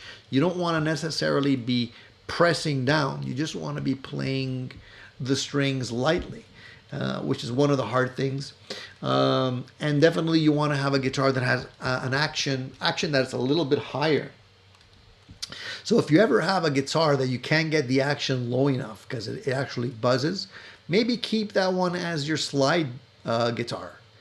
Just put thicker strings on it, keep the action high the way it is, and just dedicate that guitar to slide, and see if you can get it to, but once you finally master it, and it's really a question of getting everything to sound right, the pitch accurate, knowing where to stop. And you see these guys that play the slide and they have the little vibrato happening as well, and it sounds so really natural.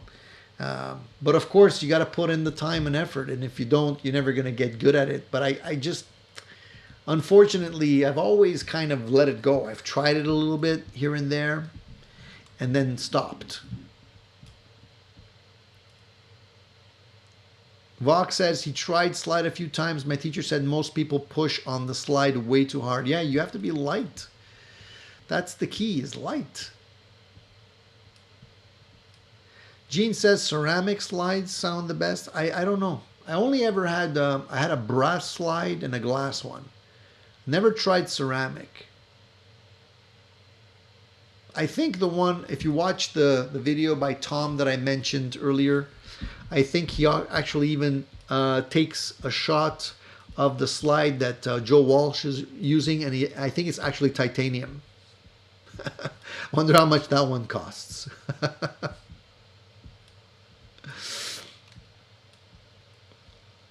Handy Skill Mastery says, funny, I just ordered a variety box of slides from Amazon. Really?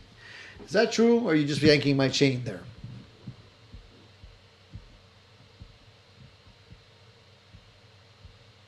So Paul did a little research while we were chatting there, and he says Tony Silverface Fender 60s, 70s show up on Kijiji for around $2,500 occasionally, even now, mostly out west in obscure towns, etc., never in big cities.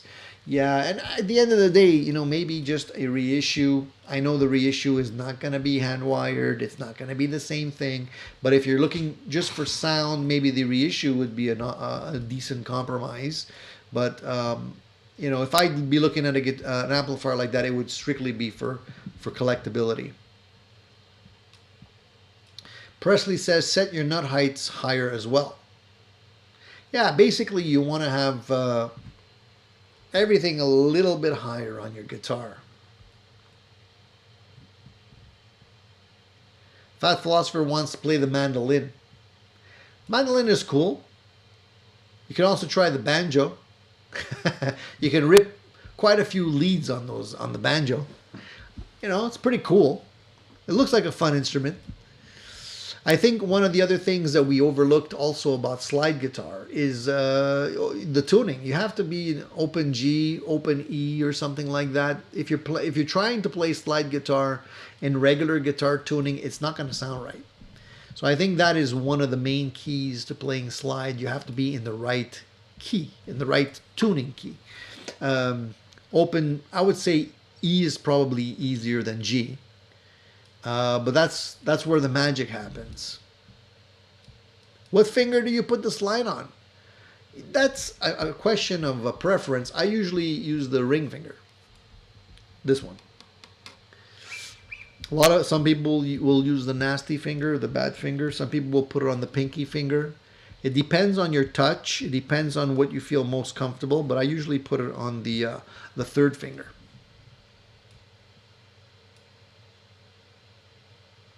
Steve has a good tip. He says, check out Justin Johnson Live. He has some really good learning videos on his channel or his live from the Loft channel. Some for finger picking and for tuning. I will do that. Drop D. I guess you could play slide in drop D as well. You could probably play slide guitar in any tuning. Right? How come no like metal players have integrated slide guitar? That's not true, actually. If I think about it, if you listen to, I think Zakk Wylde on Ozzy Osbourne's No More Tears, I think there's slide in that guitar at the beginning. So yeah, it works well for metal too. People should bring it back. Eddie says, I've even used beer bottles before. Yeah, a lot of people have used beer bottles. They've used pill bottles, the glass pill bottles, the old ones. Some people swear by those and are always looking for them because they're getting hard to find now. There's a lot of different ways, you can play slide, but all good.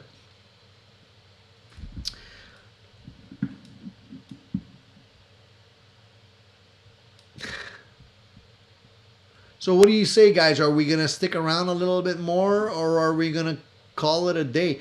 Christmas is just around the corner, guys. And there's, a lot of Black Friday things happening. I mentioned some last week. I don't know if you guys found any cool any cool deals on gear this week. If you do find anything cool, let us know, because, there's always people looking for stuff. I'm looking for a Telecaster body like this, candy apple red, cream binding, double bound. That would be something that I buy myself for Christmas.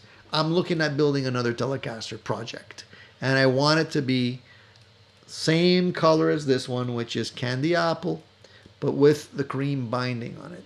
And I've been looking, and I can't find anything at a decent price. The best price that I found for something was, I think, $650 US, not including shipping and duties. That's too expensive. So if any of you find one or know where I can get one for a decent price, please let me know, because I'm going to grab one. That's going to be a winter project. I have some ideas in terms of something that I want to build, another Telecaster. But it has to be that combo. And I'm not looking for the slim line, the thin line semi-hollows. I've seen some of those. That's not what I'm really looking for. It has to be solid body and with the binding. So if any of you have tips, let me know, okay? I just want to throw that out there because, 50 eyes are better than one. Gene says Rondo has a bound Telecaster. Is it candy apple red? Usually they have Fiesta red. They don't necessarily have candy apple. Candy apple has a little bit of gold in it. I don't know if you guys know this, but look, if you see where the wear is on the back, you can see the gold underneath. So it's not just red. It's gold, then red. Makes a difference.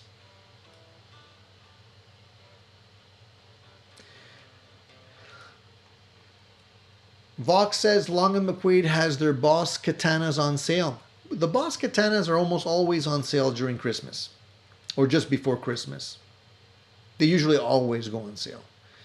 So yeah, if you're into the katanas and you want to grab one, it's always good. Black Friday deal or just before Christmas, or even after Christmas, because now Black Friday lasts till January practically. So you can definitely pick those up.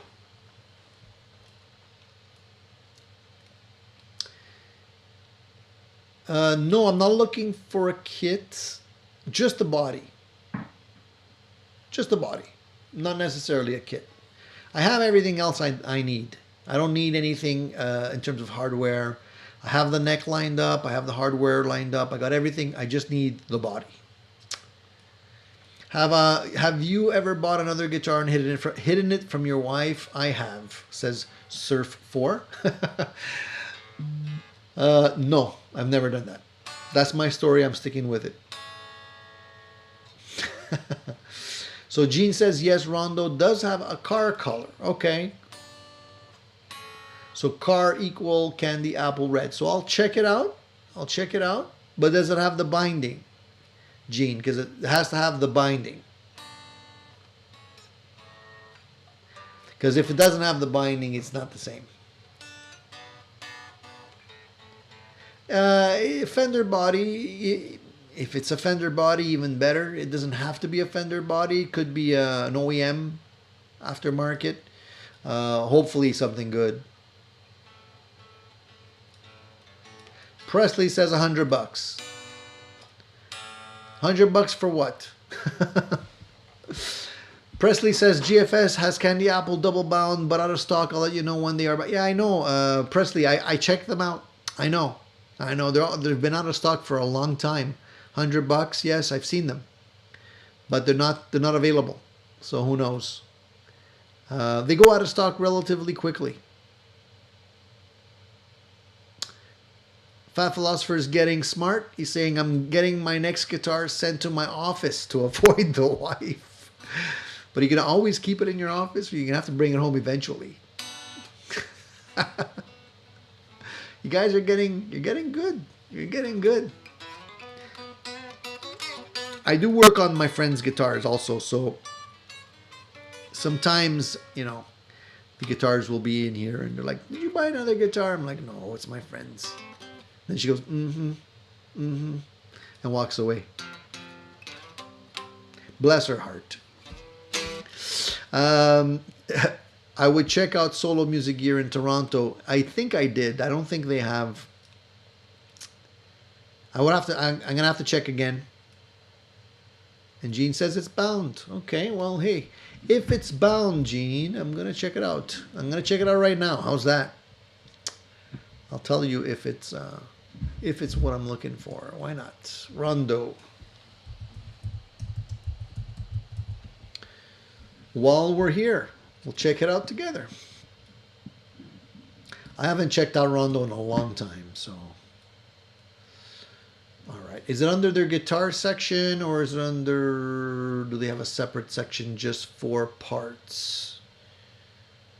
Is it a complete guitar, or is it just the body, Gene? I'm looking at the website right now.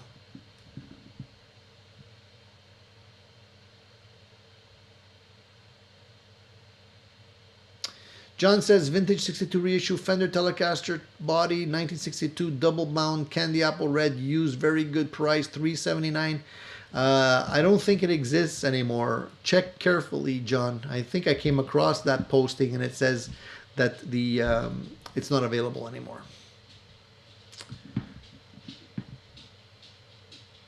All right, so I'm checking out the guitars. I'm going to electric 6-string. And let's see what they got here. If there's anything that might do the job on Rondo.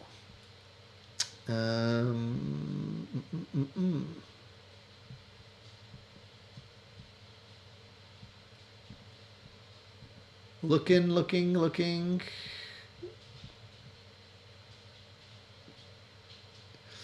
All right, so I think I see the one you're referring to, $125. They call it Hadin EG491 bi-car bound. It says bi-car. Okay, so let me just see here. I'm looking at the images. 3-piece body made of solid basswood. medium jumbo frets. This is the complete guitar, by the way. It's not just the body. I can't get a good look. It's interesting that the string ferrules in the back are offset. They actually go at a diagonal, 3 and 3. That's interesting. I hadn't seen that before.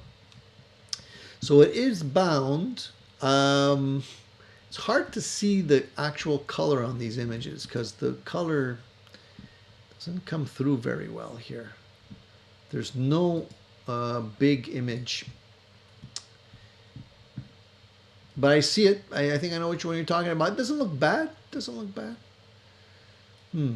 Definitely a decent price. You get a complete guitar with all the... You have extra knobs and everything in case you need it.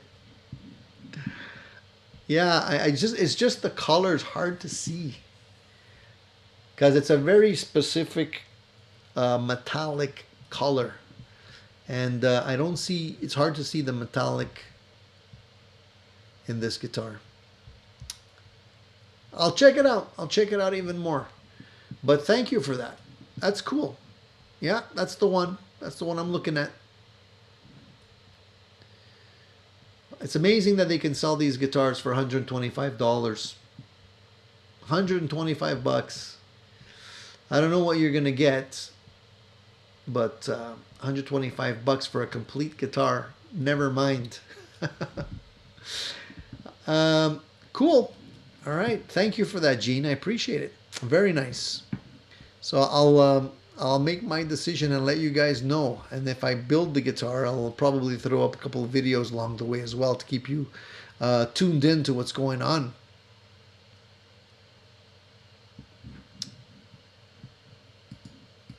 Anything else we want to talk about or discuss before we wrap it up for today? Because there's always new products that have come out on the market.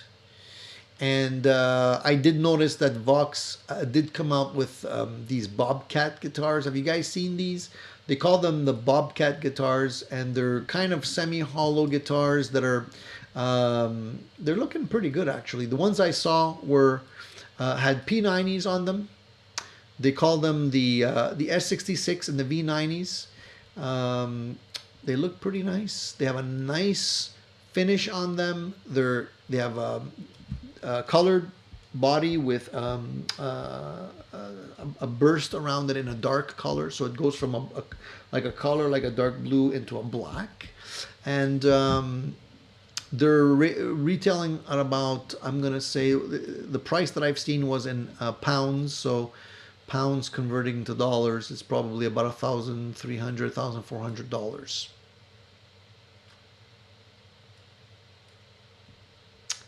But they look nice. They look really nice. They have the old style string. They have the string, the bridge, and the tailpiece is like the old style that wraps all the way back. If you're into these kind of guitars, they look vintagey to me. And they say that they're going to be available by early 2023, so they're probably not on the market yet.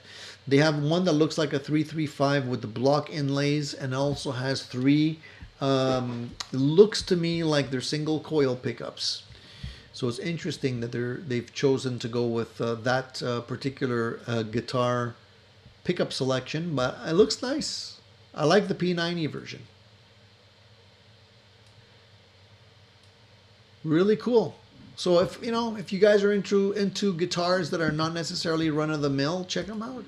I have not ever owned a Vox guitar, so I can't talk about the quality on these guitars, but I would assume they would be, in between a Gibson 335 and a Gretsch. Have you seen the Bobcats in person, Fat Philosopher?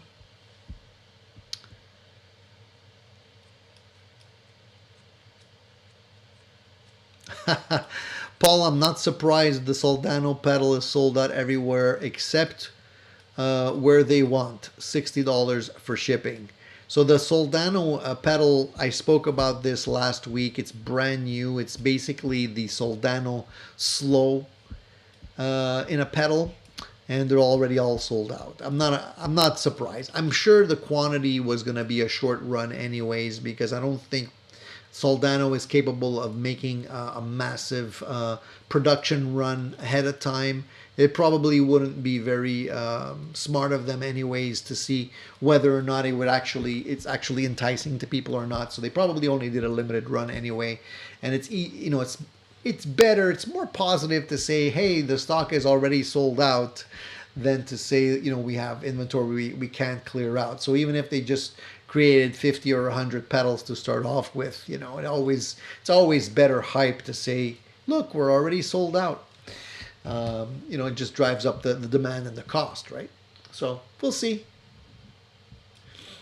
Hey, Cushman, thank you for. I'm happy that you appreciate the show. I appreciate you guys tuning in as well. All right, guys, I think we're going to wrap it up because it's been 2 hours and 15 seconds I've been yapping. I'm going to give you guys the rest of the day back so you can go and practice. I appreciate you guys tuning in to the show. Please give me a thumbs up if you haven't already done that. I see that most of you have, because we have 51 thumbs up and only 48 people still here. So that's awesome. Thank you for that, guys. If you haven't already subscribed to the channel and you're trying to chat and you can't, it's because you're not subscribed. So please subscribe, because we're going to be back here next Sunday with more gear chat right here on Addicted to Gear. And there will be additional cool videos being posted this week, probably tomorrow. I'm not going to let the cat out of the bag, but probably tomorrow. If I manage to get some time today to finish up one of the videos I was working on. I think you guys are going to like that video too. And there's other really good stuff coming up in terms of pedals and all kinds of things. So stay tuned to the channel. If you guys want to send me any direct messages, you know how to do that. You can reach me on my email and send me your images, or if you have any direct questions or anything you want to ask, you can always do that directly. I always take the time to answer. All right, guys? Thank you very much. Have a great Sunday. Have a great rest of the week. Prepare for the upcoming Christmas hustle and bustle, which is just around the corner, and we'll get through it together. All right, guys? Cheers. Have a great week.